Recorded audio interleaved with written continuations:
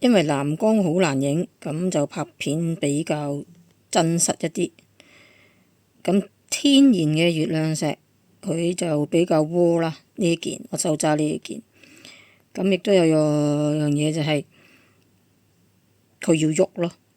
即係如果你想佢唔喐就藍呢，咁你就自求多福啦。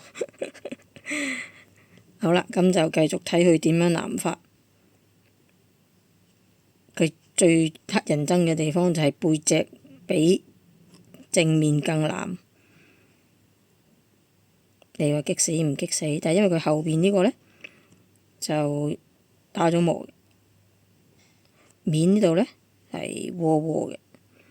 其實之前有客人問過我有冇窩嘅月亮石吊墜，當時就係未揾到啦嚇。咁啊，睇你預唔預得到呢個 pose 啦。咁啊，亦真係唔多嘅，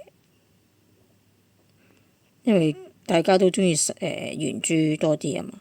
咁你見到佢仲會透黃咯，係啦。咁就係喐嘅時候呢，就可以有啲時候呢會更藍，係嘛？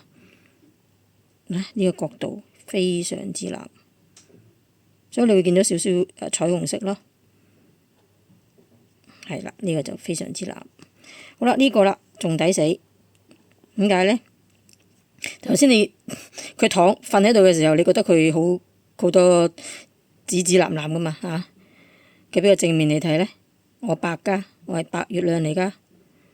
但係呢，又係嗰句，你喐佢啦，你一喐佢呢，嗰啲光就出嚟㗎啦，非常之光嘅。其實佢係冇咗，所以有時候你驚買到假嘅水晶或者月亮石啦，都講你喐佢咯，即係啲光應該會變化咯。如果冇變化，你咪自己諗下咯。背脊都有光啊嘛。黑色嘅部分唔係污糟咗啊嚇，黑色嘅部分係黑雲母。咁月亮石基本上都有時有共生，碧西斯都有機會嘅。呢個係黑雲母啦。再喐佢，喐佢。